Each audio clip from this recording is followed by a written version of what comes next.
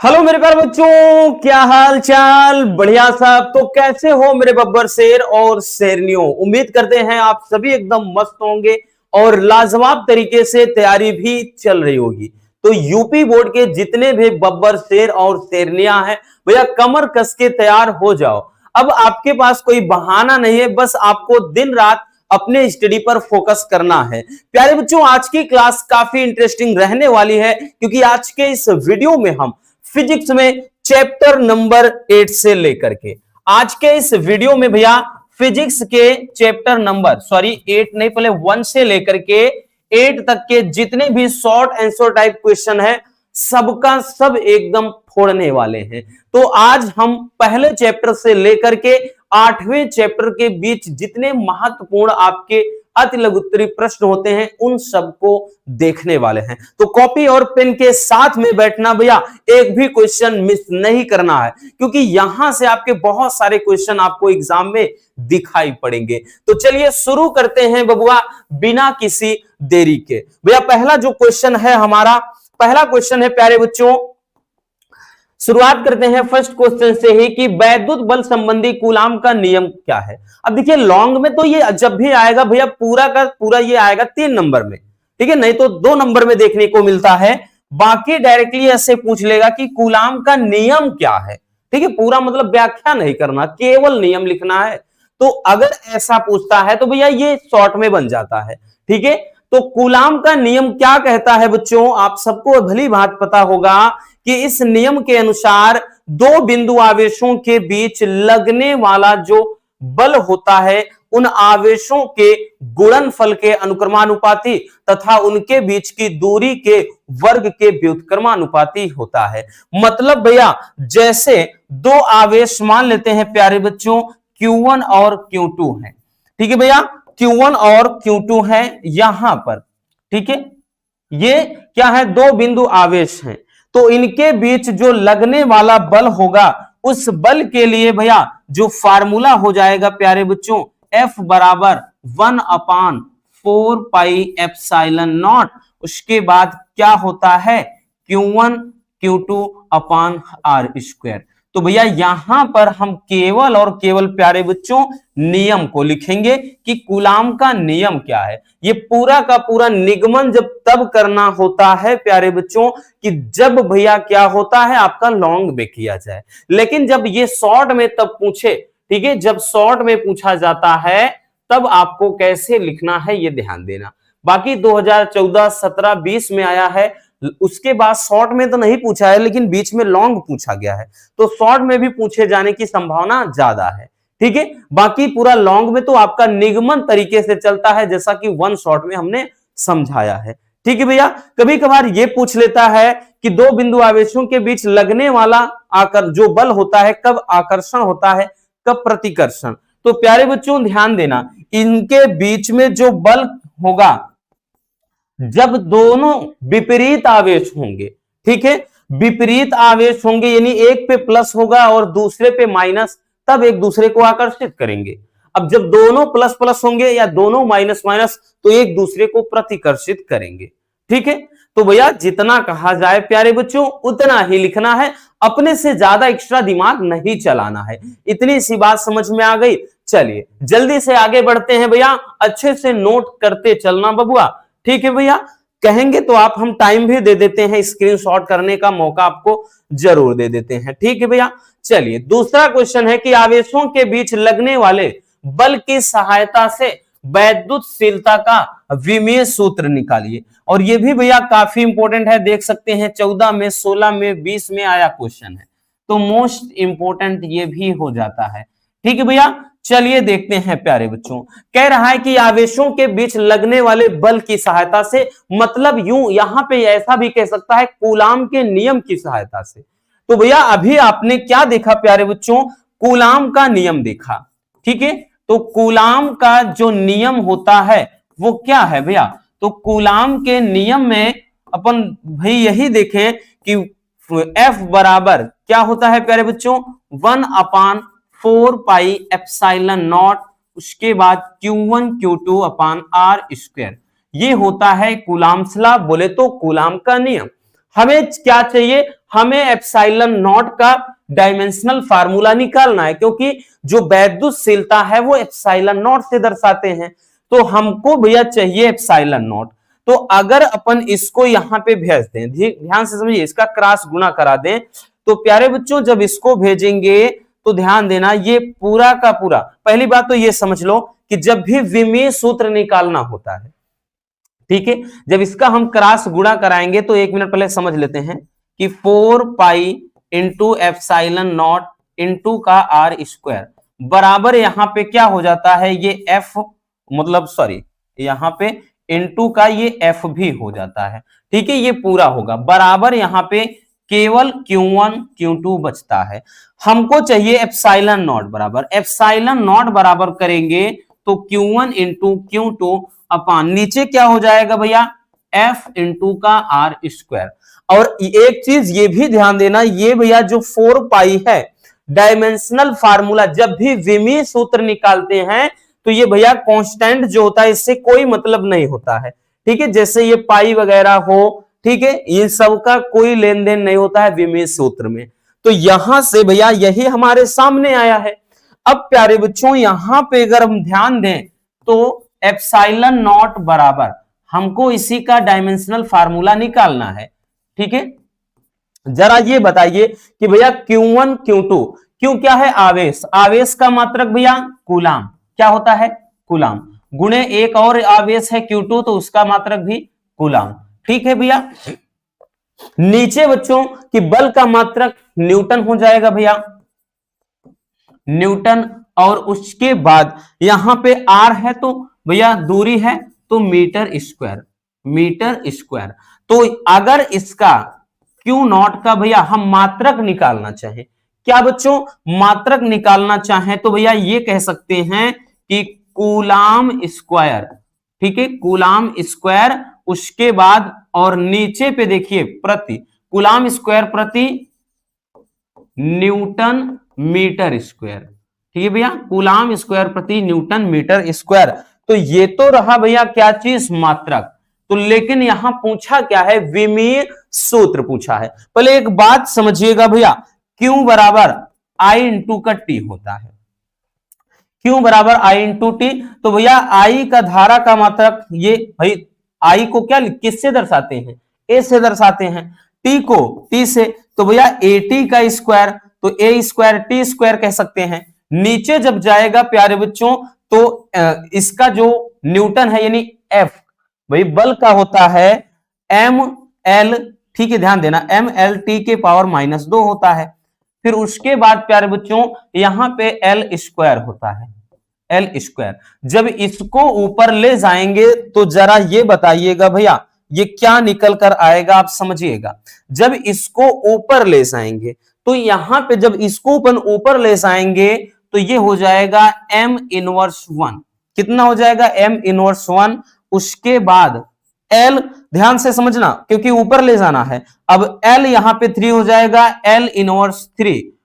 उसके बाद t पे कितना हो जाएगा भैया, t पे यहां -2 है, ऊपर जाएगा +2, और यहां पे t पे 4 हो जाएगा, t पे 4, और उसके बाद भैया a है तो ऊपर a पे 2 हो जाएगा। तो ये क्या हो जाएगा भैया, विमा हो जाएगा, ठीक है, m इनवर्स 1, l पे 3, t पे 4 और a पे 2, तो ये क्या हो जाएगा भैया, विमा हो जाएगा।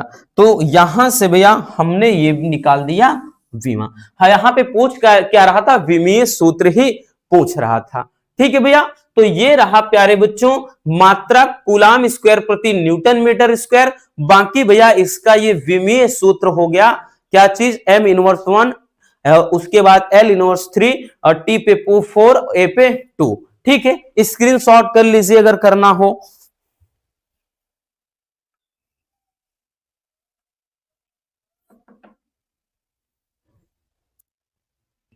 गया ना। चलिए आगे चलते हैं भैया। अब दूसरा हो गया भैया, तीसरा क्वेश्चन देखें, ठीक है। तो देखिए यहां में भैया इसमें सारे क्वेश्चन आपके ज्यादातर परिभाषा और थोड़ा टेक्निकल बेस्ड क्वेश्चन होंगे, इसलिए ध्यान देना भैया, ठीक है। आप बिल्कुल भी नजरअंदाज मत करिएगा, हम फिर से बोल रहे हैं, नहीं तो आपके साथ हो जाएगा धोखा, ठीक है। बाद में वही आप केवल केवल आपके पास रोना रहेगा कि बस ये हुआ वो हुआ, सही से नहीं पढ़ा, भाई गलती पूरी की पूरी आपकी होगी। ठीक है, फिर सारा दोष टीचर पर डालते हो। कोई भी टीचर बोलोगे कि ऐसे पढ़ाते हैं वैसे पढ़ाते हैं, जबकि आपने मस्ती किया, बीच बीच में भागते रहते, और क्या है 4 दिन बचा है पढ़ लेंगे, नहीं तो पैसा दे देंगे काम हो जाएगा, बस इसी में अपनी जिंदगी बर्बाद करो फिर। ठीक है भैया, तो आपके सामने ऑप्शन है, आप कुछ भी करो, कोई नहीं रोक रहा है। भैया तीसरा क्वेश्चन है कि वैद्युत क्षेत्र की तीव्रता की परिभाषा व मात्रक लिखिए। ठीक है, कि वैद्युत क्षेत्र की तीव्रता, अगर इसको भी देखा जाए भैया 8 में, 14 में, 16 में आया हुआ क्वेश्चन है। ठीक है, अब ऐसा नहीं है कि भैया बीच में नहीं पूछा है तो नहीं आएगा, इसीलिए तो प्यारे बच्चों इनकी संभावना और भी ज्यादा, और कभी कभार ये लॉन्ग वाले में 2-2 नंबर 3-3 नंबर वाले में पूछ लेता है।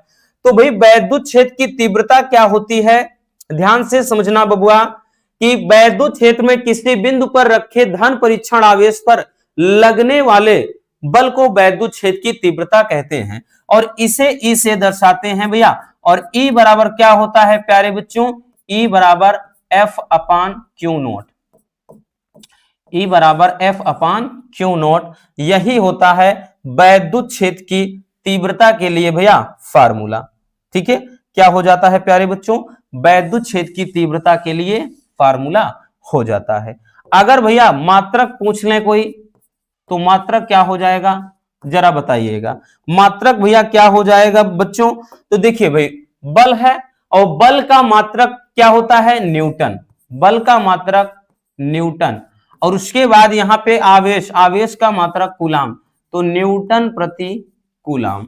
तो भैया ये रहा मात्रक और भैया परिभाषा और मात्रक हो गया। कभी कभार विमा भी पूछ लेता है, तो आप डायरेक्टली यहां विमा आराम से निकाल सकते हैं, कोई दिक्कत ना। चलिए अगले क्वेश्चन की तरफ चलते हैं। नेक्स्ट क्वेश्चन क्या है, तो क्वेश्चन नंबर जो 4 है, वैद्युत फ्लक्स की परिभाषा मात्रक लिखिए। ठीक है, परिभाषा और मात्रक, और ये काफी इंपॉर्टेंट है भैया। आप देखिए 12 में, 19 में, और उसके बाद 24 में आया है, 25 में अगर नहीं पूछा गया है किसी में, तो 26 में संभावना बढ़ जाती है। ठीक है, तो वैद्युत फ्लक्स कहते किसे हैं, तो वैद्युत फ्लक्स क्या होता है ध्यान से समझिए। वैद्युत क्षेत्र में स्थित, मान लेते हैं कि कोई वैद्युत क्षेत्र है, वैद्युत क्षेत्र में स्थित कोई एक क्षेत्रफल है, एक प्लेट है, तो वैद्युत क्षेत्र में स्थित ये कोई भैया क्या है प्लेट है, प्लेट के क्षेत्रफल के अभिलंबवत गुजरने वाली, इसके क्या है अभिलंबवत, इस तरह से, ठीक है, अभिलंबवत गुजरने वाली बल रेखाओं को, ठीक है, और कैसी चुंबकीय बल रेखाओं, ठीक, चुंबकीय बल रेखाओं की संख्या को ही क्या कहा जाता है वैद्युत फ्लक्स कहा जाता है। ठीक है भैया, समझ में आ गया ना बच्चों परिभाषा कि क्या बताया, वैद्युत क्षेत्र में स्थित कह रहा है किसी क्षेत्रफल के अभिलंबवत गुजरने वाली वैद्युत बल रेखाओं की संख्या को क्या कहते हैं भैया वैद्युत फ्लक्स कहते हैं, और इसे फाई ई से दर्शाते हैं। फाई ई बराबर क्या होता है ई इंटू का ए, ई इंटू का ए, यही फार्मूला हो जाता है। ठीक है भैया, और मात्रक की बात कर लें बच्चों, भैया मात्रक अगर पूछा जाए तो मात्रक क्या हो जाता है, तो मात्रक हो जाता है वोल्ट मीटर। ठीक है, वोल्ट मीटर, कई बार इसका मात्रक बहुविकल्पी में पूछा गया है, वोल्ट मीटर। अगर थीटा पे प्रवेश कर जाए तो फाई बराबर ई ए कॉस थीटा हो जाता है। ठीक है, तो ये रहा वैद्युत क्षेत्र की तीव्रता और वैद्युत फ्लक्स। चलिए स्क्रीनशॉट कर लीजिए अगर करना हो।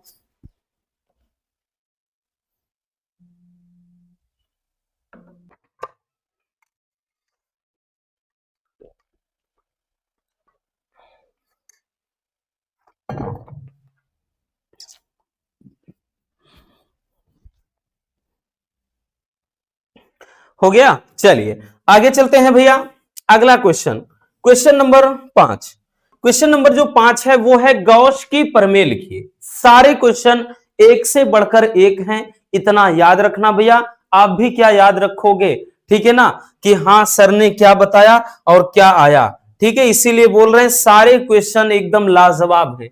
इसकी बात कर ले भैया, गॉस की प्रमेय ये लॉन्ग में भी काफी इंपॉर्टेंट है और शॉर्ट में भी। अगर आप नजर डालें तो 2014, 16, 17, 20, 23, 24, 25 में लगातार भैया ये पूछा गया है, इसलिए वेरी वेरी इंपॉर्टेंट क्वेश्चन हो जाता है। ठीक है, आपका ये शॉर्ट में भी पूछा जाएगा नियम अकेले, बाकी लॉन्ग में पूरा डेरिवेशन पूछा जाता है, जैसा कि हमने वन शॉट और मैराथन में बताया है। तो देखिए गॉस की जो प्रमेय है भैया, गॉस की प्रमेय क्या होती है, तो गॉस थ्योरम के अनुसार ज्यादा बुद्धि का आपका प्रयोग नहीं करना है, नियम अकेले लिखना है, क्योंकि शॉर्ट में कितना लिखना है ये हमने आपको बताया है कि गॉस की प्रमेय के अनुसार किसी बंद पृष्ठ से गुजरने वाला जो फ्लक्स होता है वो उस पृष्ठ पर लगे कुल आवेश का 1/ε0 गुना होता है।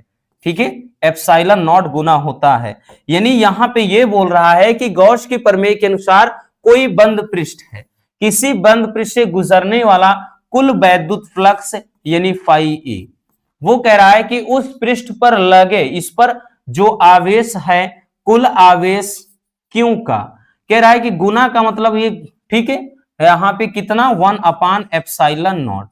ठीक है भैया, अब इसको जब सही से लिखेंगे प्यारे बच्चों तो फाई ई बराबर लिखेंगे Q/ε0, यही क्या हो जाएगा गॉस थ्योरी। ठीक है, यही क्या हो जाएगा भैया गॉस की प्रमेय। आई बात समझ में भैया, तो ये गॉस की प्रमेय हो जाती है। ठीक है, नेक्स्ट क्वेश्चन की रेखीय पृष्ठ घनत्व क्या है। अब देखिए यहां से 3 टॉपिक हैं और रेखीय पृष्ठ घनत्व यहां पे भैया ये रेखीय पृष्ठ घनत्व ठीक पूछा गया है। बात कर लें 13 में, 17 में, 20 में ये पूछा गया है। अब यहां से देखिए रेखीय पृष्ठ घनत्व, आवेश पृष्ठ घनत्व और यहां पे एक आयतन से मतलब पूछता है, तो यहां पे इतना ध्यान देना कि रेखीय पृष्ठ घनत्व क्या होता है। ठीक है, समझिएगा बबुआ कि किसी तार की प्रति एकांक लंबाई पर, कोई तार है, तार की मान लेते हैं भैया ये लंबाई कुछ L है, तो तार की प्रति एकांक लंबाई पर जितना आवेश वितरित होगा उसे कहेंगे रेखीय पृष्ठ घनत्व। ठीक है, उसे क्या कहेंगे रेखीय पृष्ठ घनत्व। अगर इसी में पूछता आवेश, ठीक है, पृष्ठ घनत्व, आवेश पृष्ठ घनत्व पूछता भैया परिभाषा, तो किसी तार के प्रति एकांक क्षेत्रफल पर वितरित, यहां पृष्ठ घनत्व जब पूछता भैया यहां पे रेखीय पूछा है, रेखीय का मतलब ये तार की लंबाई से, और यहां पृष्ठ घनत्व यानी उसके पृष्ठ क्षेत्रफल से। जब आवेश पृष्ठ घनत्व पूछता भैया तो ध्यान देना वहीं पर हम बोलते कि तार के प्रति एकांक क्षेत्रफल पर वितरित आवेश को क्या कहते हैं, आवेश का पृष्ठ घनत्व कहते हैं।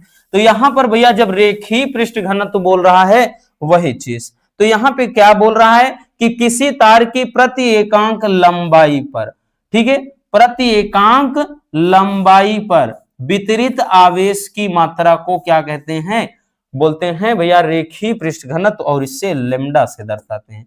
लेमडा बराबर प्यारे बच्चों क्या हो जाएगा Q/L हो जाएगा। ठीक है, क्या हो जाएगा Q/L। ठीक, और इसका अगर मात्रक कहा जाए तो मात्रक क्या हो जाएगा भैया, आवेश का मात्रक कूलाम, क्या चीज भैया कूलाम, और उसके बाद लंबाई का मात्रक मीटर, तो कूलाम प्रति मीटर, कूलाम प्रति मीटर इसका मात्रक हो जाएगा। ठीक है, तो बहुत प्यारा सा टॉपिक है। और बाकी जब यहीं पर भैया आवेश पृष्ठ घनत्व तो कहता तो हम क्या बोलते, यहां पर सिग्मा बराबर लिखते। ठीक है, सिग्मा लिखते भैया ध्यान देना, और नीचे जहां पे Q/ फिर A हो जाता। ठीक है, सिग्मा बराबर Q/A, तब ये फार्मूला होता कब, जब आवेश पृष्ठ घनत्व बोलता। ठीक है भैया, चलिए जल्दी से स्क्रीनशॉट कर लीजिए इसको भी।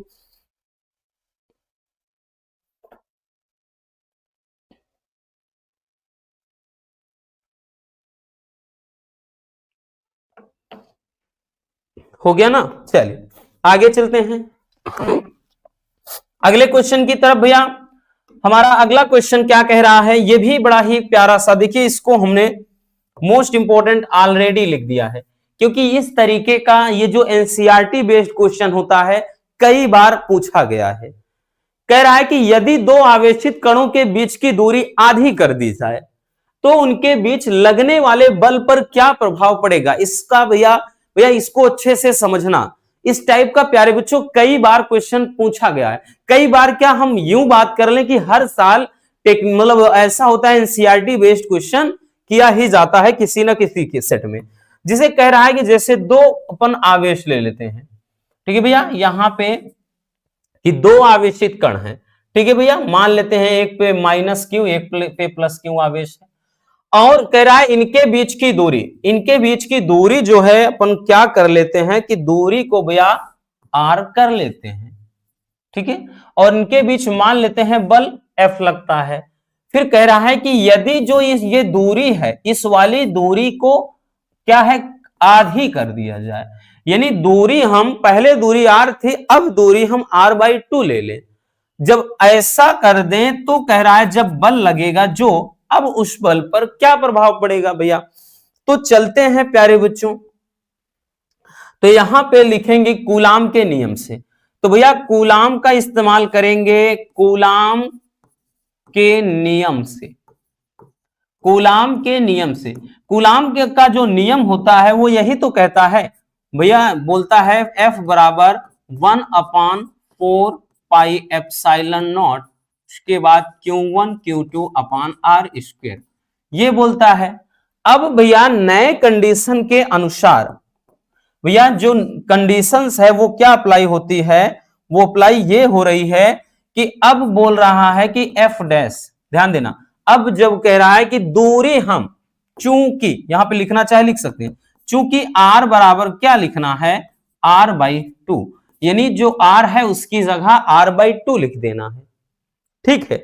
तो ऐसे केसेस में अब जो नया बल लगेगा F बराबर 1/4 पाई एप्सिलॉन नॉट, इतना तो रहेगा ही, Q1 Q2 अपान भैया दूरी अपन आधी कर दें, ठीक है, R बाई टू, इसका स्क्वायर कर दें बच्चों, समझने का प्रयास करिएगा, इसका स्क्वायर कर दें तो भैया ये हो जाएगा F डैश बराबर 1/4 पाई एप्सिलॉन नॉट, ये भैया बटे का बटे है तो ये Q1 Q2 अपान ये R स्क्वायर और नीचे कितना 4, भाई बटे का बटे है 4 ऊपर चला जाएगा, तो हम यूं कह सकते हैं 4 आगे रख दें, क्या कर सकते हैं भैया 4 जो है वो आगे रख दें भैया, ठीक है, तो F डैश बराबर 4 आगे रख देते हैं, यानी बटे का बटे है तो ऊपर ले जाएंगे, 4 आगे लगा दिया, और यहां कोष्टक में 1/4 पाई एप्सिलॉन नॉट, फिर से ये Q1 Q2 upon R square. अगर आप भैया नोटिस करें, क्योंकि देखिए ये 4 आगे 1/4 pi epsilon nought Q1 Q2 upon R square, और ये पूरा किसके बराबर है F के बराबर है, तो यानी F डैश बराबर हम कह सकते हैं 4F। तो यहां से अगर आप नजर डालें तो प्यारे बच्चों बल कितना हो जाएगा, बल 4 गुना हो जाएगा, ठीक है भैया, बल 4 गुना हो जाएगा, ठीक है, तो यही आंसर हो जाएगा भैया, उनके बीच लगने वाले बल पर क्या प्रभाव पड़ेगा, तो बल 4 गुना हो जाएगा, ठीक है। तो इस तरीके का, भले ही भैया ये थोड़ा लेंदी लगा है, हम बोलने का तो डायरेक्टली ऐसे मुंह जबानी 4 कह सकते थे, लेकिन तरीका यही है। अब यहां से आप समझ जाएंगे, दूरी आधी करे भैया या 1/4 करे, या ठीक है चाहे जैसा करे, तो आप इसी तरह से लगाएंगे, ठीक है। अब अगला कुछ आपका टॉपिक है कि विभव प्रवणता क्या है, और यह भी बड़ा ही प्यारा सा टॉपिक है बच्चों, याद रखना भैया, ठीक है, 2017 में देख सकते हैं और 20 में आया हुआ क्वेश्चन है। अब ऐसा नहीं है कि भाई पिछले कुछ टाइम से नहीं आ रहा है, आ रहा है, लॉन्ग में पूछा गया है 1-2 साल, ठीक है भैया। अब विभव प्रवणता होता क्या है, तो विभव प्रवणता क्या है, बिंदु आवेश के कारण वैद्युत क्षेत्र की दिशा में दूरी परिवर्तन के साथ विभव परिवर्तन की दर को विभव प्रवणता कहते हैं। बहुत सिंपल सा टॉपिक है भाई, विभव प्रवणता क्या कह रहा है, ध्यान से समझिए, कह रहा है बिंदु आवेश के कारण वैद्युत क्षेत्र की दिशा में दूरी परिवर्तन के साथ विभव परिवर्तन की दर को विभव प्रवणता कहते हैं, यानी हम लिख सकते हैं कि विभव प्रवणता बराबर, ठीक है, एक मिनट थोड़ा इधर से लिख सकते हैं कि विभव प्रवणता बराबर, ध्यान देना, विभव परिवर्तन विभव परिवर्तन, नीचे क्या हो जाएगा, दूरी परिवर्तन। ठीक है, यहां पे ऐसा भी लिख सकते हैं, यानी हम ये लिख सकते हैं कि भैया विभव प्रवणता बराबर, ठीक है, यहां पे भाई और माइनस का delta V upon delta x, ये हो जाएगा विभव प्रवणता का भैया फार्मूला। कभी कभार इस पे न्यूमेरिकल आता है, मात्रक निकालना चाहें तो भैया विभव का मात्रक वोल्ट और नीचे दूरी का मात्रक मीटर, वोल्ट प्रति मीटर। ठीक है भैया, ये हो जाएगा मात्रक। तो याद रखना, परिभाषा इसका ज्यादा पूछा गया है, मात्रक वगैरह बहुत कम आता है। ठीक, तो ये भी काफी इंपॉर्टेंट क्वेश्चन है, याद रखिएगा, नोट कर लीजिए बबुआ जल्दी से। हो गया मेरे प्यारे रसगुल्लों, चलिए आगे चलते हैं नेक्स्ट टॉपिक की तरफ। हमारा अगला टॉपिक क्या है? अगला टॉपिक है कि वैद्युत विभव क्या है। वैद्युत विभव की परिभाषा लिखिए। ठीक है, एकदम मक्खन सा टॉपिक है, बहुत आसान है कि भैया वैद्युत विभव की परिभाषा मात्रक व विमा। अब कई बार रिपीट हुआ है, इसलिए इस क्वेश्चन को देखना जरूरी है। 12 में, 15 में, 17 में, 18 में, देखिए पूछता है तो लगातार ही, नहीं आएगा तो बीच में 1-2 साल गैप दे देता है। तो इसलिए हर एक टॉपिक को अच्छे से समझना जरूरी है हमारे लिए कि विभव क्या होता है। हम सबको मालूम है बच्चों कि जैसे मान लेते हैं कि भैया ये इनफाइनाइट है और यहां पर एक वैद्युत क्षेत्र के भीतर कोई बिंदु है। ठीक है, एकदम सिंपल वाली परिभाषा है मेरे बब्बर शेर और शेरनियों। जहां पे क्या है भैया, अनंत, अनंत से वैद्युत क्षेत्र के भीतर किसी बिंदु तक एकांक धन परीक्षण आवेश को लाने में जो काम करना पड़ता है, यानी जो कार्य किया जाता है, ठीक है, उसे ही वैद्युत विभव कहते हैं।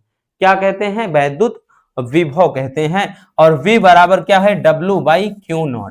या फिर ऐसे भी कह सकते हैं कि भैया एकांक धन परीक्षण आवेश, ठीक है, मतलब यहां पे ये कह सकते हैं कि एकांक धन परीक्षण आवेश को अनंत से वैद्युत क्षेत्र के भीतर लाने में किए गए कार्य तथा उस धन परीक्षण आवेश के अनुपात को विभव कहते हैं। तो हम ऐसा भी लिख सकते हैं। तो यहां पे भैया परिभाषा लिखा है, एकांक धन परीक्षण आवेश को अनंत से वैद्युत क्षेत्र के भीतर किसी बिंदु तक लाने में जो कार्य करना पड़ता है वो वैद्युत विभव कहलाएगा। तो भैया V बराबर क्या होता है प्यारे बच्चों, W/Q0। W/Q0, Q0 क्या है, धन परीक्षण आवेश होता है। यही भैया फार्मूला हो जाता है। अब यहां पे ध्यान देना भैया, इसका मात्रक क्या है। मात्रक की बात कर ले प्यारे बच्चों, तो मात्रक क्या हो जाएगा भाई, कार्य है, कार्य का मात्रक जूल और आवेश का मात्रक कूलाम, जूल प्रति कूलाम। अब यहां पे भैया विमा भी पूछ लिया है, तो चलिए हमको विमा भी निकालना पड़ेगा। देखिए विमा की जब भी बात आए भाई, कार्य, कार्य का विमा क्या होता है, ml² T/2। ठीक है भैया, ml² T के घात, ठीक है, ml T के घात माइनस, अच्छा -2 होता है। ठीक, ml² T/-2 ये होता है। और नीचे Q का AT होता है, AT। तो भैया इसका जो विमा है ये ऊपर जब जाएगा भैया, ऊपर जाएगा m, उसके बाद l, ध्यान देना, ml² या ml2 हो गया, फिर उसके बाद t के घात -3, a की घात -1। तो ये विमा हो जाएगा ml2, ठीक है, ml2 T/-3 और a पे -1। ये इसका डायमेंशनल फार्मूला रहा। तो भैया ये हो जाएगा क्या चीज, विमीय सूत्र। तो ये परिभाषा, मात्रक, विमा सब कुछ आपके सामने है। ठीक है भैया, चलिए अगला क्वेश्चन कह रहा है कि आवेशित समांतर प्लेट संधारित्र की प्लेटों के बीच वैद्युत क्षेत्र में ऊर्जा घनत्व का सूत्र लिखिए। और ये बहुत ही ज्यादा इंपॉर्टेंट है। ठीक है भैया, कई बार रिपीट हुआ है लगातार। इसको अगर देखें तो आप देख सकते हैं 13 में, 17 में, 23 में, यहां तक कि 25 में, यानी 2025 में भी ये क्वेश्चन पूछा गया है। तो चलिए देखते हैं भैया। तो ध्यान देना, आवेशित समांतर प्लेट संधारित्र की प्लेटों के बीच वैद्युत क्षेत्र में जो ऊर्जा घनत्व होता है उसके लिए जो फार्मूला होता है वो u e या u बराबर के लिए होता है कि 1/2 होता है epsilon not into E square. यही क्या हो जाता है भैया, फार्मूला हो जाता है। ठीक है, यही फार्मूला हो जाता है, क्योंकि यहां पर हमें केवल और केवल सूत्र बताना है भैया, सूत्र लिखना है। ठीक, चलिए, क्योंकि शॉर्ट वाले जो क्वेश्चन में इतना ही लिखना है, ज्यादा नहीं, जो कुछ कहा जाए। स्क्रीन शॉट कर लीजिए भैया।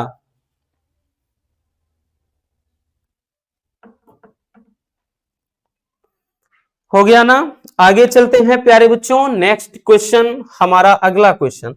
अब देखिए, दमदार क्वेश्चन यहां से शुरू होते हैं, क्योंकि ज्यादातर जो पहला दूसरा तीसरा, इनमें बच्चों ज्यादातर डेरिवेशन लॉन्ग वाले हैं। जैसे अच्छी हो गया, निरच्छी हो गया, गॉस की प्रमेय हो गया भैया आपका, अगर आपको याद हो, ये सब लॉन्ग वाला शुरू में है, इसलिए शुरू के शॉर्ट वाले क्वेश्चन बड़े कम पूछे जाते हैं। जैसे जैसे आप भाई आगे जाओगे चैप्टर में, उस हिसाब से आपके शॉर्ट वाले क्वेश्चन पिछले मतलब पीछे के चैप्टर से ज्यादा उठाए जाते हैं।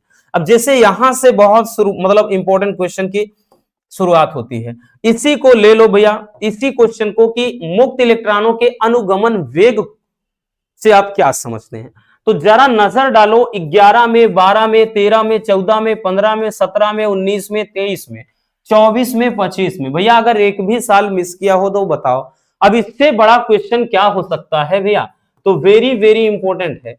वैसे इसकी परिभाषा थोड़ी लेंदी होती है, बट डोंट वरी, हम हैं तो भैया आपके लिए लेंदी बेंदी कुछ नहीं है। ठीक है, एकदम मक्खन एकदम हलवा बताएंगे। अनुगमन वेग क्या होता है, अनुगमन वेग किसे कहते हैं। तो वैद्युत क्षेत्र के विपरीत दिशा में इलेक्ट्रॉनों का औसत वेग ही क्या कहलाता है, अनुगमन वेग कहलाता है। भाई आपको अच्छे से समझाया था प्यारे बच्चों, याद होगा। जैसे मान लेते हैं, ठीक है, इस तरह से यहां पे तार की ये लंबाई और ये पृष्ठीय क्षेत्रफल ये है, इसमें v सफिक्स डी अनुगमन वेग है और इलेक्ट्रॉन है। ठीक है, ये बाह्य वैद्युत क्षेत्र, ये बाह्य वैद्युत क्षेत्र ये है। तो यहां पे या फिर इसकी भैया दो परिभाषा है, ये धन सिरा है, ये ऋण सिरा है।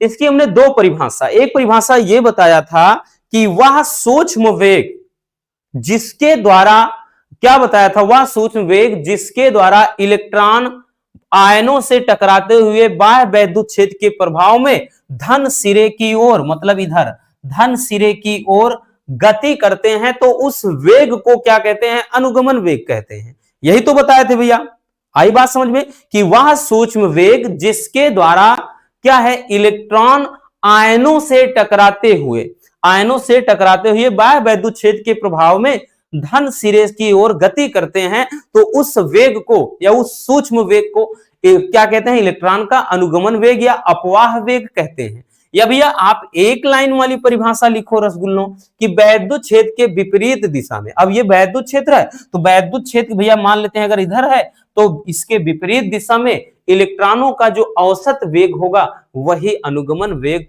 कहलाता है। इसे v सफिक्स डी से दर्शाते हैं भैया। ठीक है, तो ये यहां परिभाषा के लिए पूछा है, तो परिभाषा के लिए लिख देना है। अब अगले क्वेश्चन की तरफ चलते हैं। अगला क्वेश्चन देखिए, कह रहा है कि किसी चालक के सिरों के बीच विभवांतर तथा मुक्त इलेक्ट्रॉनों के अनुगमन वेग के बीच में क्या है, लिखना है भैया, संबंध। ये भी काफी इंपॉर्टेंट है भैया, आप देख सकते हैं कि 13 में, 16 में, 17 में, 24 में आया है, 25 में मिस किया है, यानी 26 में फिर से ये पूछे जाने की इसकी संभावना ज्यादा है। तो यहां पर हमको संबंध निकालना है, तो हम लिखेंगे भैया, हम लिखेंगे विभवांतर तथा इलेक्ट्रॉनों के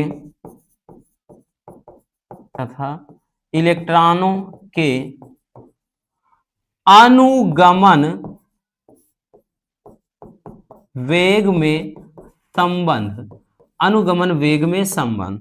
अब यह संबंध क्या होता है प्यारे बच्चों, तो v सफिक्स डी या vd पढ़िए आप, vd बराबर क्या होता है भैया, ev अपान का ml। हालांकि ये सारी चीजें हमने डेरिवेशन में देखा, इनटू का टाउ, ठीक है भाई, सब कुछ देख रखा है और ये आपको भली भांति पता होगा। हमने जो 8 घंटे की मेगा शॉर्ट वीडियो देखा है तो उसमें भी सब कुछ करवाए हैं, फिर से वन शॉट के अलावा भी।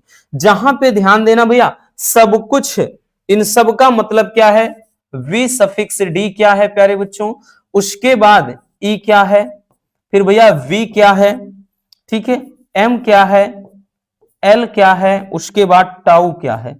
तो ये सबकी सब मतलब सब चीजें हमें जानना हमारे लिए बेहद जरूरी है। तो भैया सबका मतलब जानना जरूर। ये क्या है, अनुगमन वेग, अनुगमन वेग, ठीक है, अनुगमन वेग है। ई क्या है, इलेक्ट्रॉन की संख्या को बताएगा। ठीक है भैया, वी क्या है, तो ये है क्या है, विभवांतर, विभवांतर है। ठीक है भैया, एम क्या है, द्रव्यमान को बताएगा। ठीक है, एल क्या है, लंबाई, टाउ क्या है, इसको बोलते हैं श्रांति काल, श्रांति काल बोलते हैं।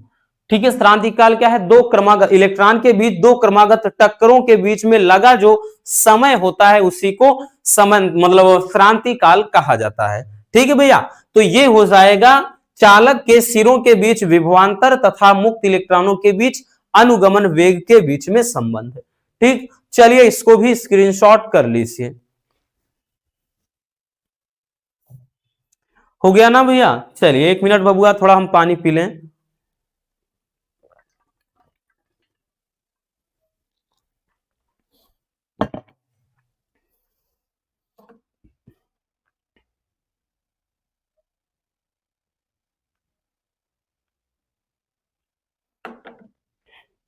चलिए आगे चलते हैं भैया।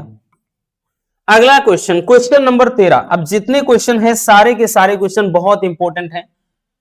अब इस क्वेश्चन को ही ले लीजिए भैया। क्वेश्चन नंबर जो 13 है कि वैद्युत धारा तथा अनुगमन वेग में क्या संबंध होता है। इसको देखिए 2015, 17, 18, 22 और 24, यानी इसे भी 25 में कहीं नहीं पूछा गया है, जबकि ये बहुत इंपॉर्टेंट क्वेश्चन है। तो अगर 25 में नहीं मतलब नहीं आया है तो इसका मतलब है भैया 26 में तैयारी करके जाना है। ठीक है, तो यहां पर प्यारे बच्चों हम लिखेंगे वैद्युत धारा, लिखेंगे भैया कि वैद्युत धारा तथा अनुगमन वेग में संबंध, वैद्युत धारा तथा अनुगमन वेग में संबंध। अब संबंध जो होता है प्यारे बच्चों वो होता है I बराबर NEA V सफिक्स D। ठीक है, यही संबंध हो जाता है NEA V सफिक्स D, ये वैद्युत धारा तथा अनुगमन वेग के बीच संबंध होता है। यहां भी भैया आपको संबंध थोड़ा सैंबल लिख देना है। I क्या है, ठीक है, N क्या है, और उसके बाद भैया आपका ये A क्या है, बाकी V सफिक्स D वगैरह इसके पहले बता ही चुके हैं। ठीक है, तो यहां पे क्या हो जाएगा भैया, I क्या है, तो भैया ये वैद्युत धारा को दर्शाएगा। N क्या है, इलेक्ट्रॉन, इलेक्ट्रॉन पर आवेश नहीं, इसके पहले E था इलेक्ट्रॉन, E होता है तो इलेक्ट्रॉन पर आवेश, बाकी N है तो इलेक्ट्रॉन की संख्या है, याद रखना भैया, इसके पहले E था। ठीक, तो वो इलेक्ट्रॉन पर आवेश कितना होता है वो है, यहां पे इलेक्ट्रॉन की संख्या है N। ठीक है, A क्या है, क्षेत्रफल है, A भैया क्षेत्रफल को दर्शाएगा, और V सफिक्स D, तो ये तो अनुगमन वेग ही है भैया, अनुगमन वेग ही है। ठीक है, तो ये हो जाएगा आपका संबंध जो कि काफी ज्यादा इंपॉर्टेंट है, इसलिए भैया इग्नोर मत करिएगा मेरे प्यारे रसगुल्लों। ठीक है, चलिए नेक्स्ट क्वेश्चन की तरफ चलते हैं। हमारा अगला क्वेश्चन क्या है, छाप के रखिएगा, ये क्वेश्चन भी काफी ज्यादा इंपॉर्टेंट है। क्वेश्चन है कि आवेशित कण के अनुगमन वेग तथा धारा घनत्व के बीच में क्या संबंध होता है। इसे भी देखें तो ये भैया लगातार मतलब पूछा गया है और ये भी काफी प्यारा सा क्वेश्चन होता है। ठीक है, तो आवेशित कण के अनुगमन वेग और धारा घनत्व में संबंध आपको बताना है। ठीक, तो चलिए देखते हैं, और सारे के सारे एकदम इंपॉर्टेंट वाले, इसीलिए कहा ना सारे एकदम गिने चुने हुए वाले क्वेश्चन है।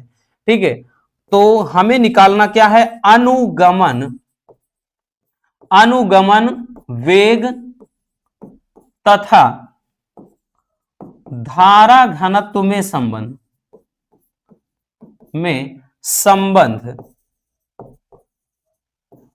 देखिए, अनुगमन वेग और धारा घनत्व में संबंध होता क्या है? तो भैया जे बराबर, ठीक, जे क्या है? धारा घनत्व। जे बराबर आई अपान ए, ये फार्मूला होता है, ठीक है। यानी किसी भाई मतलब कोई क्या है भाई, ये कह लें कि कोई तार है, उसके प्रति एकांक क्षेत्रफल से गुजरने वाली जो धारा है उसे कहते हैं धारा घनत्व।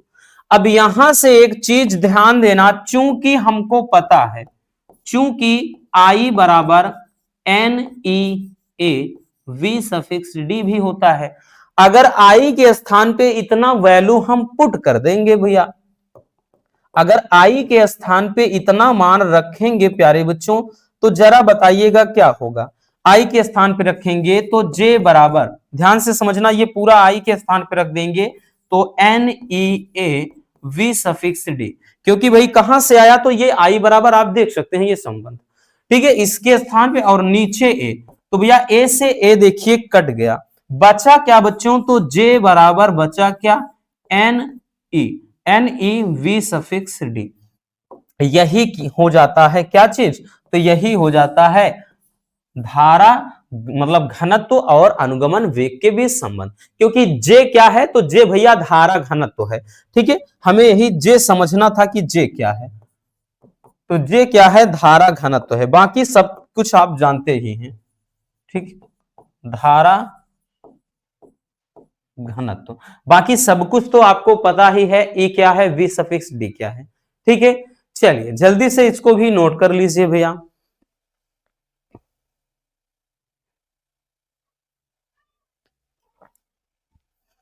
हो गया बच्चों, आगे चलते हैं भैया अगले क्वेश्चन की तरफ। हमारा अगला क्वेश्चन क्या है, जो क्वेश्चन नंबर 15 है, यह भी बड़ा ही प्यारा सा क्वेश्चन है।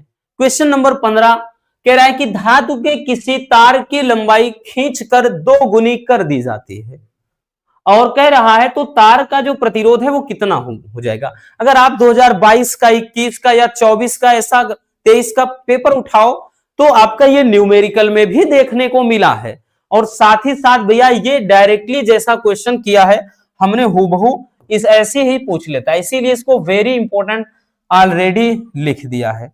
देखिए कह रहा है कि धातु के किसी तार की लंबाई खींचकर 2 गुना कर दी जाए, तो भैया तार का प्रतिरोध कितना हो जाता है। तो एक चीज का ध्यान देना प्यारे बच्चों, एक फार्मूला होता है भैया, ठीक है, तो उसमें लिखेंगे कि यदि किसी तार की लंबाई खींचकर n गुना कर दी जाए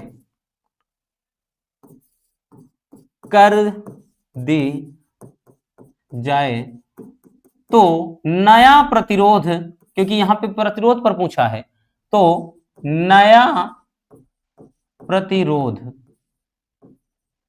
अब देखिए नया प्रतिरोध भैया फार्मूला एक होता है प्यारे बच्चों, नए प्रतिरोध के लिए होता है कि नया प्रतिरोध, जिसको अपन R डैश से मान सकते हैं, नया प्रतिरोध बराबर क्या होता है, एन स्क्वायर, एन क्या है, जो गुना गुनी की जाए, कितना गुना किया जा रहा है, एन यानी गुना का स्क्वायर गुणे पुराना प्रतिरोध। तो ये एक फार्मूला हमेशा से याद रख लो। अब ये फार्मूला हर एक तरीके से आपके काम में आने वाला है, वो इसलिए बच्चों यहां से भैया चाहे नया प्रतिरोध दिया हो पुराना पूछ ले, पुराना दिया हो नया पूछ ले, नया पुराना दोनों दिया हो लंबाई पूछ सकता है कितना गुना है, इस तरीके से। तो यहां पे अगर आप क्वेश्चन पे जरा आओ, ये तो एक फार्मूला हमने कहा कि आप ऑल टाइम अपने माइंड में रख लीजिए, और यहां पे जरा क्वेश्चन पे नजर डालिए, तो क्या कह रहा है कि जो लंबाई है खींचकर कितने गुना कर दिया जा रहा है, 2 गुना, यानी जो n का मान है भैया वो 2 गुना। तो हम ये कह सकते हैं कि जो पुराना प्रतिरोध है यानी R डैश बराबर n स्क्वायर गुणे R, या फिर R डैश बराबर यानी 2 का स्क्वायर गुणे क्या हो जाएगा R, या फिर कह सकते हैं R डैश बराबर 2 दूना 4R। तो यहां से साफ साफ पता चल रहा है भैया कि प्रतिरोध कितना है, जो पुराना प्रतिरोध है मतलब जो नया प्रतिरोध है भैया वो 4 गुना हो जाएगा। ठीक है भैया, कितना प्रतिरोध कितना हो जाएगा, तो 4 गुना प्रतिरोध हो जाएगा। ठीक है, आई बात समझ में। चलिए, तो इस तरीके से आपको निकालना है। अब चलिए देखते हैं आगे, अगला क्वेश्चन क्या है भैया। अगला क्वेश्चन जो क्वेश्चन नंबर 16 है, कह रहा है कि ओमीय प्रतिरोध क्या है, और ओमीय प्रतिरोध के लिए वोल्टता तथा धारा, यानी वोल्टता तथा धारा के बीच में आपको एक ग्राफ खींचना है।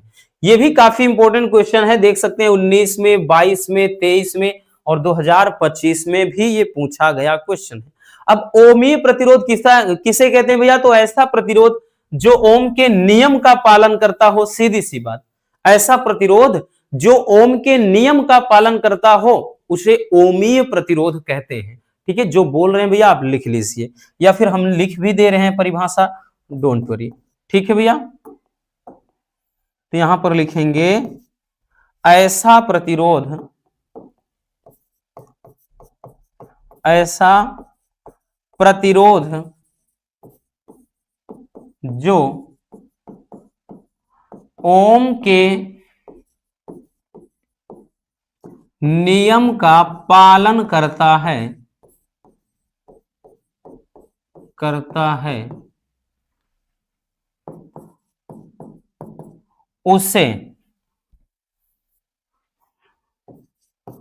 उसे ओमीय प्रतिरोध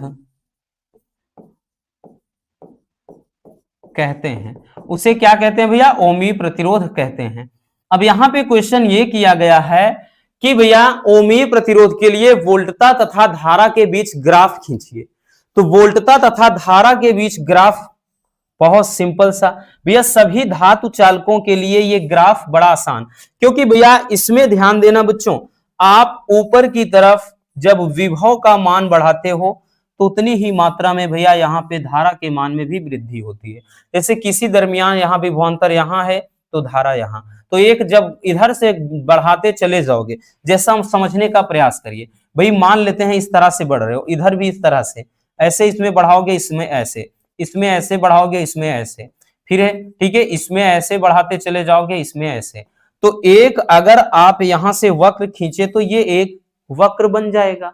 तो यहां पर अगर हम खींचेंगे भैया तो यहां पे एक वक्र बन जाएगा।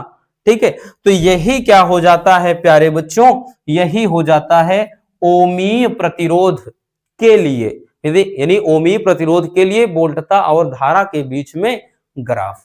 ठीक है, बहुत ही प्यारा सा और सिंपल सा टॉपिक है, नोट कर लीजिए भैया।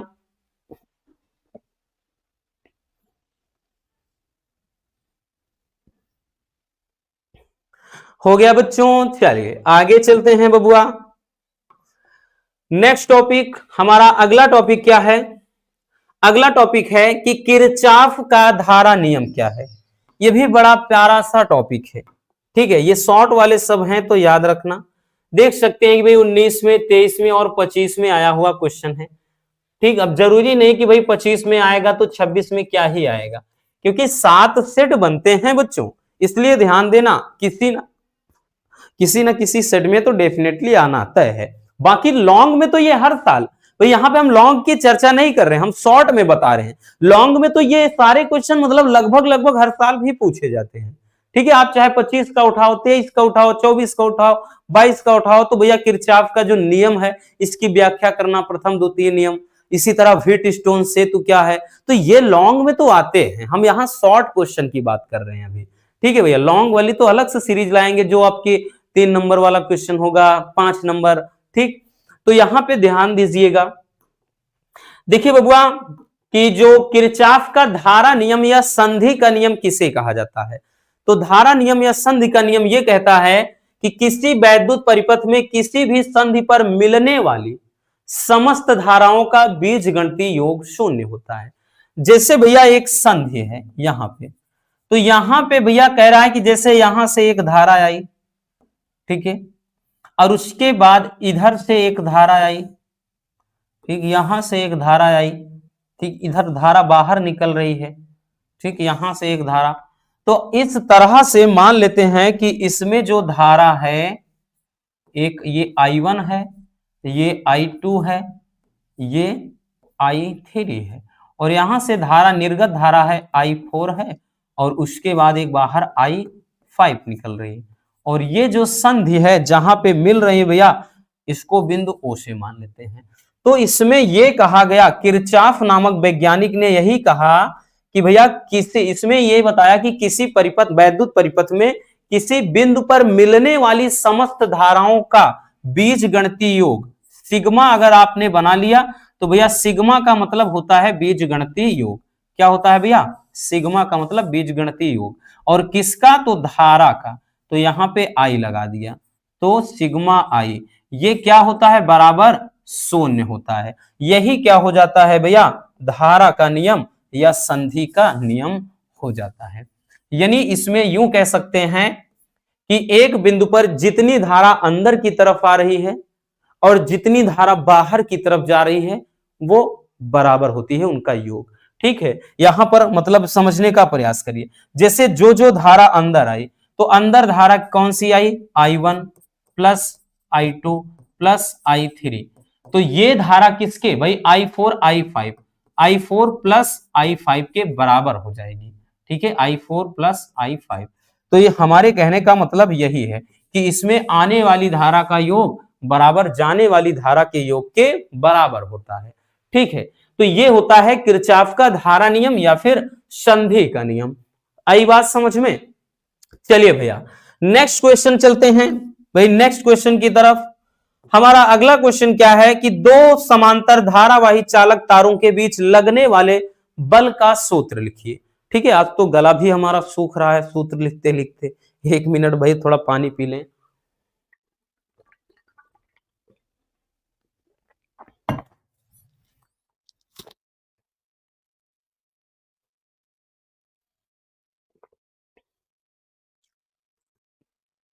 देखिए बच्चों, कह रहा है कि दो समांतर धारावाही चालक तारों के बीच में लगने वाला जो बल है उसके लिए सूत्र लिखना है।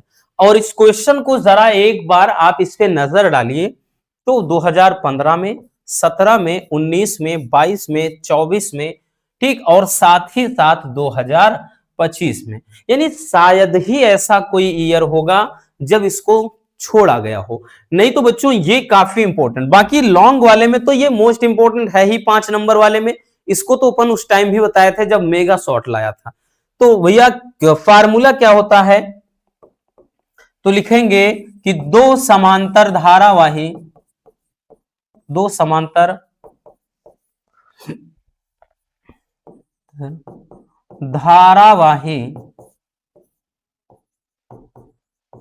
चालक तारों के बीच लगने वाला बल के बीच लगने वाला जो बल होता है वो क्या होता है भैया? जो लगने वाला बल होता है वो F बराबर क्या होता है भैया? म्यू नॉट अपान 2 पाई, ये I1 I2 अपान क्या होता है? R, उसके बाद इनटू का L। या फिर भैया इस ध्यान देना, इसको ऐसे भी लिखा जाता है, ठीक, या फिर इसी को प्रति लंबाई पर बोल दे तो F अपान L करके म्यू नॉट अपान 2 पाई, और यहां पे I1 I2 अपान R, मतलब इसको ऐसे भी लिखा जाता है।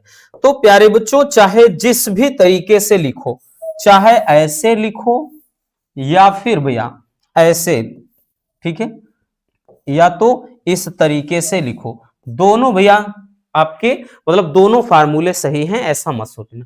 प्रति लंबाई पर लिखेंगे तो आप F अपान L कर सकते थे, नहीं तो डायरेक्टली आप ऐसे लिखिए। ठीक है, कोई दिक्कत ना, इसमें कोई भी परेशानी वाली बात नहीं है। ठीक भैया, तो ये हो जाता है फार्मूला, और इंपॉर्टेंट बहुत ज्यादा है, फिर से बता दे रहे हैं भैया, इसलिए अच्छे से इसको नोट कर लेना कॉपी में। चलिए स्क्रीनशॉट कर लीजिए बबुआ।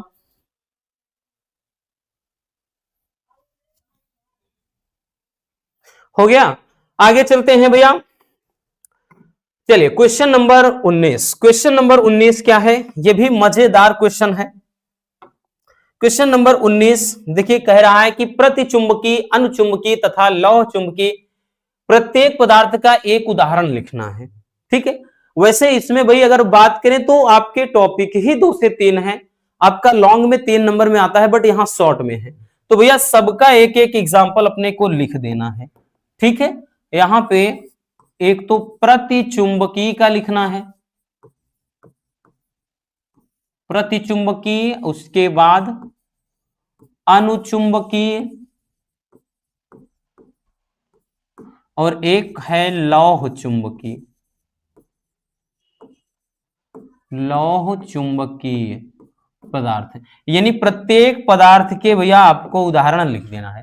तो देखिएगा, प्रतिचुंबकीय जो पदार्थ होता है, प्रतिचुंबकीय पदार्थ में भैया यही होता है, क्या होते हैं कि जिनके पास चुंबक ले जाने में विपरीत दिशा में भैया मामूली सा वो विक्षेपित होते हैं, यानी चुंबकीय क्षेत्र के विपरीत दिशा में, यानी इनमें मैग्नेटिज्म का कोई गुण होता ही नहीं, तो ये प्रतिचुंबकीय कहलाएंगे। जैसे हो गया भैया सोना, चांदी, च्यवनप्राश, है ना, अरे च्यवनप्राश नहीं भाई, सोना, चांदी। ठीक है भैया, सोना हो गया, चांदी हो गया, ठीक है, आदि, यहाँ पे हीरा भी हो गया, ये सब प्रतिचुंबकीय आदि बोल दे रहे हैं। अगर आपको वहां एग्जाम में अगर बोला जाए एक ही करना है बबुआ, तो आप एक ही करिएगा, एक लिखने को कहा जाए तो एक ही लिखना, ज्यादा नहीं। और उसके बाद यहाँ पे अनुचुंबकीय में, तो भैया अनुचुंबकीय में ये बताया था कि ऐसे पदार्थ जिनको चुंबक के पास ले जाने पर ये चुंबक के दिशा में क्या है, मामूली सा विक्षेपित होते हैं, यानी चुंबकित होंगे, यानी थोड़े से आकर्षित होंगे। जैसे मैं बात कर ले भैया, इसमें सोडियम हो गया, सोडियम हो गया, ठीक है। उसके बाद यहां पे हम यूं बात कर लें, लवण का विलयन हो गया, ठीक है। इसके अलावा कॉपर सल्फेट हो गया, कॉपर सल्फेट हो गया आदि, ये सभी आते हैं किसमें, तो भैया ये आते हैं कि अनुचुंबकीय में। अब लौह चुंबकीय क्या होते हैं, तो भैया ऐसे पदार्थ जिनको चुंबक के करीब ले जाने पर ये बहुत तेजी से उसकी तरफ आकर्षित होंगे, खींचेंगे, ठीक है ना। तेरे चेहरे में वो जादू है, बिनो डोर खींचा जाता हूं, जाना होता है और कहीं तेरी ओर चला आता हूं। तो यहां पे वही बात है कि बहुत तेजी से खिंच जाते हैं भैया। तो जैसा कि बात कर लें, लोहा हो गया, क्या चीज प्यारे बच्चों, लोहा हो गया, ठीक है, निकिल हो गया, कोबाल्ट हो गया, ये आदि कर देंगे। ये सभी क्या है भैया, तो इन सब में मैग्नेटिज्म का गुण बहुत ज्यादा विद्यमान होता है, ठीक है भैया। तो ये हो जाते हैं क्या चीज, अनुचुंबकीय, मतलब प्रतिचुंबकीय, अनुचुंबकीय तथा लौह चुंबकीय पदार्थ। तो बहुत ज्यादा डीपली नहीं जाना, जितना कहा जाए उतना करो।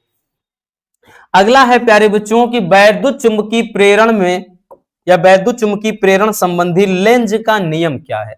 यह भी काफी लाजवाब क्वेश्चन है। अगर आप नजर डालें 11 में, भाई 2011 में, 14 में, 16 में, 17 में, 24 में, 25 में, 24 और 25 दोनों में लगातार आया है, ठीक है। तो ऐसा मत सोचिएगा कि 25 में आया है 26 में क्या ही आएगा, भाई इंपॉर्टेंट है, इसलिए इनको हम नहीं छोड़ सकते, क्योंकि कुछ क्वेश्चन होते ही इतने प्यारे हैं कि भैया इनको साथ साथ लेकर चलना होता है। और आप सबने तो लेंज का नियम बहुत अच्छे से समझा है कि किसी परिपथ में प्रेरित विद्युत वाहक बल या प्रेरित धारा की दिशा सदैव ऐसे होती है कि यह उस कारण का ही विरोध करती है जिसके कारण ये स्वयं उत्पन्न होती है।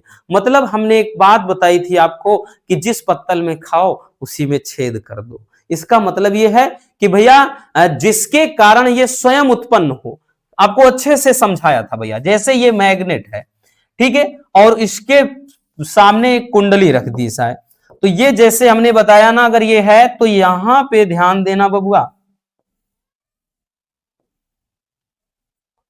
ठीक है, तो ये नॉर्थ की तरह ही व्यवहार करेगा।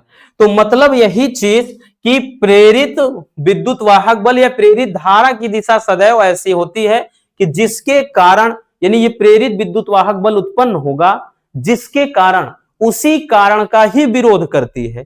ठीक है, तो यही नियम क्या हो जाता है, लेंज का नियम कहलाता है। इसको हमने वन शॉट में बहुत अच्छे से समझाया था, अब यहां एक्सप्लेन करना है नहीं, क्योंकि यहां पर आपको ये 1 या 2 नंबर में पूछा जाने वाला क्वेश्चन है, तो भैया आपको उतना ही लिखना है।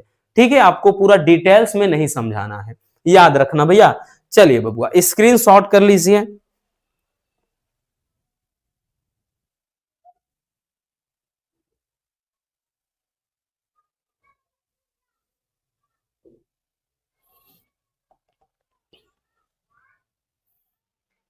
हो गया, आगे चलते हैं। Question number 21। क्वेश्चन नंबर 21 क्या है भैया, स्वप्रेरण गुणांक या स्वप्रेरण, भाई परिभाषा पूछता है। स्वप्रेरण गुणांक जब आता है बच्चों, ज्यादातर ये 2 नंबर में आता है, लेकिन इंपॉर्टेंट तो इतना ज्यादा है कि भैया इस टॉपिक के बारे में क्या ही कहें। जैसा कि देख सकते हैं 17 में, 22 में, 23 में, 25 में, यानी 2025 में भी आया हुआ क्वेश्चन है कि स्वप्रेरण गुणांक किसे कहते हैं। तो प्यारे बच्चों परिभाषा क्या है कि किसी कुंडली का स्वप्रेरण गुणांक उस प्रेरित विद्युत वाहक बल के संख्यात्मक मान के बराबर होता है जो कि उसी कुंडली में धारा परिवर्तन की दर एकांक होने पर उत्पन्न होती है। अगर आपको याद हो तो इसमें हमने आपको एक बताया है कि जो फार्मूला होता है प्यारे बच्चों वो क्या होता है, एल बराबर माइनस का ए अपान ये क्या होता है डेल्टा आई अपान डेल्टा टी। इस फार्मूले में अगर आप थोड़ा नजर फेरिए, ठीक है, थोड़ा नजर डालें बच्चों, तो यहां पर अगर ध्यान से समझिएगा भैया, यदि इसमें ध्यान दो, यदि ये डेल्टा आई अपान डेल्टा टी या D T upon D T, मतलब यहां पे डी टी अपान मतलब D I upon D T लिख दो, इसमें बराबर 1 रख दे, इसका मतलब यह है धारा परिवर्तन की दर, इसको भाई डी टी अपान, यहां पे ध्यान देना, D I upon D T बोलिए या इसी को डेल्टा आई अपान डेल्टा टी बोलिए, तो इसको धारा परिवर्तन की दर कहा जाता है। तो यहां पे वही चीज कह रहा है, अगर इसके स्थान पर अपन क्या रख दें, 1 रख दें, तो जरा ये बताओ L बराबर केवल और केवल E आएगा कि नहीं। और माइनस तो भैया ये लेंज के नियम को बताता है, यानी इसमें चुंबकीय फ्लक्स में परिवर्तन को बताता है भैया, माइनस चिन्ह इसीलिए लगता है। तो माइनस लिखें या ना लिखें, तो आप ये बताओ L बराबर E, अर्थात यहां पे L बराबर E आएगा कि नहीं, कब, जब डेल्टा आई अपान डेल्टा टी बराबर हम 1 रख दें। तो यहां पर यही चीज कह रहा है, यहां पर यह कह रहा है कि जो कुंडली का स्वप्रेरण गुणांक होता है उस प्रेरित विद्युत वाहक बल के बराबर होता है, जो कि कह रहा है कि उसी कुंडली में धारा परिवर्तन की दर एकांक होने पर, एकांक मतलब 1 होने पर उत्पन्न होता है। तो भैया वहीं पर लिख दिया, तो यही प्यारे बच्चों इसका क्या हो जाएगा, फार्मूला हो जाता है। ठीक है भैया, तो ये फार्मूला ऐसा लिखेंगे आप, या फिर बच्चों हमने बताया ना, या करके आप इसको ऐसे भी लिख सकते हैं कि L बराबर माइनस का E अपान भैया D I upon D T, ठीक है, D I upon D T ऐसा भी लिख सकते हैं। ठीक है भैया, ऐसा। अब उसके बाद प्यारे बच्चों इसका मात्रक जो हो जाएगा, मात्रक क्या हो जाएगा, तो इसका जो मात्रक है भैया वो हो जाएगा हेनरी। क्या चीज, हेनरी। ठीक है, ये स्वप्रेरण। अन्योन प्रेरण गुणांक का भी पूछा जाता है, बट अन्योन प्रेरण में 2 कुंडलियां होती हैं। ठीक है, उसमें क्या है, तो 2 कुंडलियां, और वहां पर यह होता है कि 2 कुंडलियों में अन्योन प्रेरण गुणांक, उसमें यह कहा जाता है कि दूसरी कुंडली में उत्पन्न जो चुंबकीय फ्लक्स वो प्राथमिक कुंडली में धारा परिवर्तन की दर मतलब एकांक होने पर उत्पन्न होता है। ठीक है, तो बट ज्यादा वो वाला नहीं पूछा गया है, लेकिन दोनों जब पूछते हैं तब मिलाकर 3 नंबर में पूछा जाता है। जब हम वो करवाएंगे तो उसमें अलग से देखेंगे, अभी यहां जो देखना है केवल उतना समझो। ठीक है, और अगला क्वेश्चन है क्वेश्चन नंबर 22। क्वेश्चन नंबर 22 कह रहा है कि ट्रांसफार्मर किस सिद्धांत पर कार्य करता है और इसका परिणमन अनुपात लिखिए। तो देखिए ट्रांसफार्मर का जो सिद्धांत है भैया, तो प्यारे बच्चों ट्रांसफार्मर किस सिद्धांत पर काम करता है? अगर क्वेश्चन देखें बहुत ज्यादा इंपॉर्टेंट है, 20 में, 23 में, 24 में और 2025 में भी आया है। तो भैया ट्रांसफार्मर आपको पता है कि अन्योन्य प्रेरण सिद्धांत पर कार्य करता है। तो लिखेंगे भैया कि ट्रांसफार्मर अन्योन्य प्रेरण सिद्धांत पर कार्य करता है। अन्योन्य प्रेरण सिद्धांत पर कार्य करता है, ठीक है ना, अन्योन्य प्रेरण सिद्धांत पर कार्य करता है। आई बात समझ में? और यहां पर पूछ रहा है परिणमन अनुपात, तो भैया इसका हम लिखेंगे परिणमन अनुपात। अब देखिए परिणमन जो अनुपात होता है, परिणमन अनुपात की अगर परिभाषा भी कई बार देखे पूछा गया है। और परिणमन अनुपात की परिभाषा क्या होती है प्यारे बच्चों? तो ये होती है ट्रांसफार्मर की द्वितीय कुंडली में फेरों की संख्या तथा प्राथमिक कुंडली में फेरों की संख्या के अनुपात को परिणमन अनुपात कहते हैं। मतलब इसको R बराबर लिख सकते हैं NS/NP, ऐसा भी लिख सकते हैं, ठीक है, मतलब इसको अपन ऐसा लिख सकते हैं, ठीक है। या प्यारे बच्चों अब एक चीज ध्यान देना, इसको ऐसा भी लिख सकते हैं, चूंकि जो ये NS/NP होता है ये EP मतलब ES/EP या VS/VP के बराबर होता है। तो यहां पर भैया ये भी चीज रख सकते हैं, बट मेन फार्मूला आपका यही है। सीधी सी बात, अगर परिणमन अनुपात की परिभाषा कोई पूछे, यहां अनुपात लिखने को कहा था तो लिख दिया, लेकिन अगर परिभाषा आ जाए तो इतना याद रखना कि भैया ट्रांसफार्मर की द्वितीय कुंडली तथा प्राथमिक कुंडली के अनुपात को परिणमन अनुपात कहा जाता है। एकदम सिंपल वाली परिभाषा, ठीक है भैया। चलिए नोट कर लीजिए बबुआ, फिर हम आगे देखते हैं।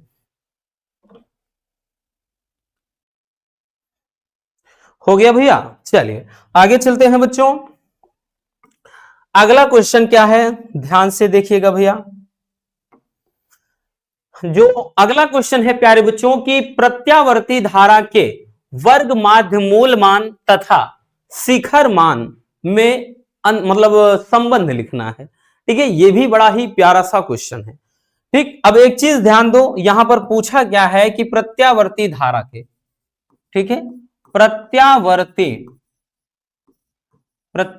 धारा, तो प्रत्यावर्ती धारा के लिए पूछा है भैया।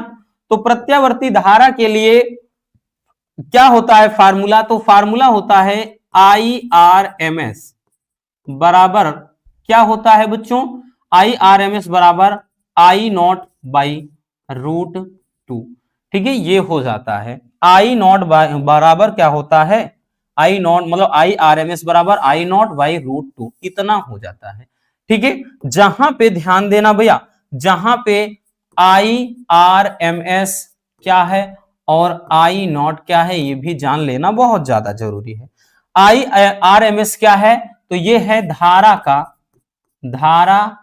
का वर्ग माध्य मूल मान, ठीक है। I0 क्या है? तो धारा का शिखर मान या इसी को महत्तम मान बोलते हैं, धारा का शिखर मान या महत्तम मान, ठीक है। ये प्रत्यावर्ती धारा का शिखर मान। अब लेकिन एक चीज का यहां पे ध्यान देना भैया, अगर यही वोल्टता के लिए पूछ ले प्यारे बच्चों, और कई बार आया है इसलिए जानना जरूरी है, अगर यही प्रत्यावर्ती वोल्टता के लिए पूछ ले, प्रत्यावर्ती किसके लिए भैया? वोल्टता। तो प्रत्यावर्ती वोल्टता के लिए अगर पूछ ले बबुआ, तब आपको क्या करना है? तो प्रत्यावर्ती जब वोल्टता के लिए पूछ लिया जाए तो यही भैया VRMS बराबर क्या लिखना है? V0/√2। मतलब तब भी सेम फार्मूला आपका लिखना है भाई। VRMS अब क्या हो जाएगा? तो ये हो जाएगा वोल्टता का वर्ग माध्य मूल मान, और V0 क्या है? वोल्टता का शिखर मान। तो इतना याद रखना, ये धारा और वोल्टता वाला एक जैसे चलता है। ठीक है।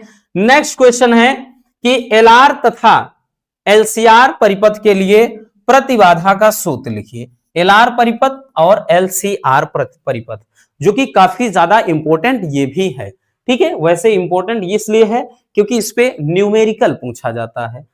अब यहां पे एलआर परिपथ दोनों को देखते हैं भैया। एक तरफ यहां पे ले लेते हैं एल आर परिपथ, ठीक है भैया, एक तरफ एल आर परिपथ और एक तरफ भैया एल सी आर परिपथ, एल सी आर।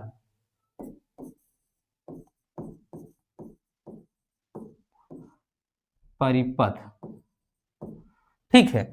अब यहां पे ध्यान देना, एल आर परिपथ और एल सी आर परिपथ। एल आर परिपथ के लिए हमें निकालना क्या है, प्रतिबाधा।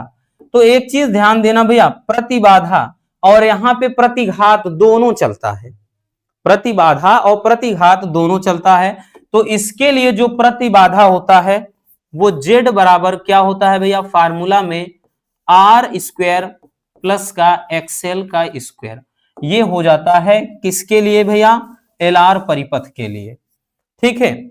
और उसके बाद यहां पे अगर एलसीआर के लिए देखें तो जेड बराबर हो जाता है आर स्क्वायर प्लस का एक्सएल माइनस एक्ससी का स्क्वायर। ठीक है, ये हो जाता है।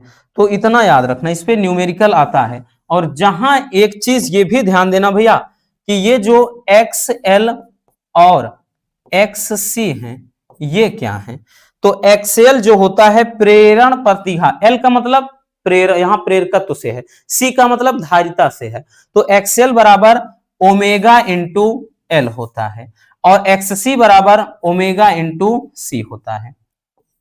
ओमेगा इंटू सी होता है, सॉरी ओमेगा इंटू सी लिख रहे हैं, एक मिनट भैया। ये हो जाता है 1, ये होता है 1 अपान ओमेगा इंटू का सी। ठीक है, ये हो जाता है। ठीक है, तो एक चीज ध्यान देना, ये चीजें भी अपने दिमाग में रख लेना बबुआ। ठीक है, ये एक्सएल और एक्ससी क्या है, ये चीज भी जानते रहना। ठीक है, एक्सएल क्या है, इसको प्रेरकीय प्रतिघात बोलते हैं। एक्ससी क्या है, धारितीय प्रतिघात। एक्सएल बराबर तो ओमेगा इंटू एल और यहां पे एक्ससी बराबर 1 अपान ओमेगा इंटू सी। और ओमेगा बराबर भी एक चीज ध्यान देना, ओमेगा बराबर भी 2 पाई एफ होता है। ठीक है, तो उसकी जहां जरूरत हो तो उतना डीपली नहीं घुसना है ना, तो हमें इतना कहा जाएगा। डायरेक्टली अगर आ गया प्रतिबाधा के लिए सूत्र लिखो तो बस फटाक से ये और ये लिखकर बगल हो जाना है और कुछ नहीं करना। नोट कर लीजिए भैया।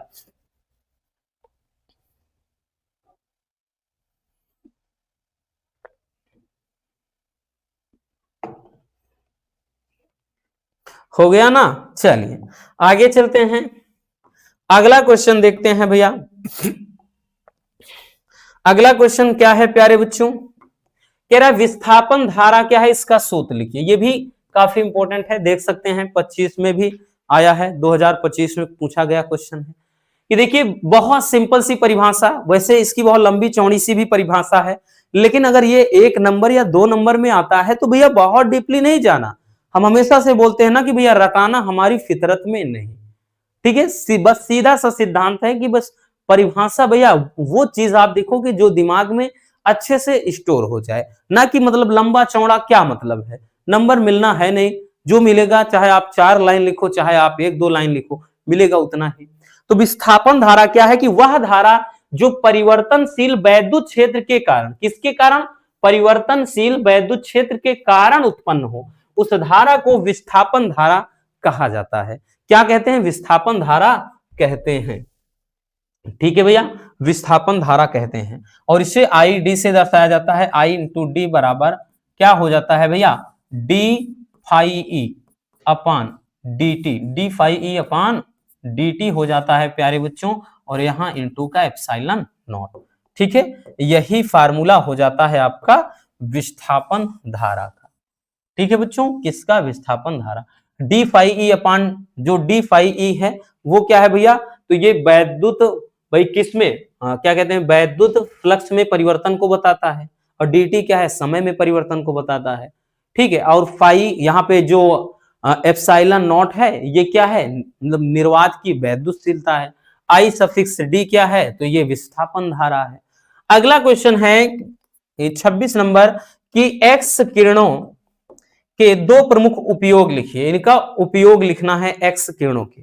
तो भैया इसके दो उपयोग में सबसे पहले वैज्ञानिक अनुसंधान में इसका इस्तेमाल किया जाता है, दूसरा चिकित्सा में।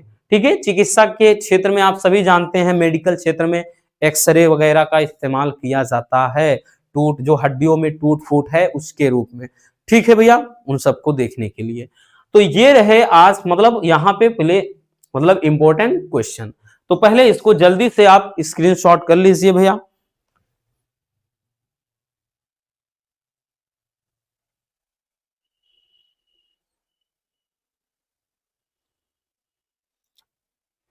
हो गया बबुआ। तो बस आज के इस वीडियो में इतना ही।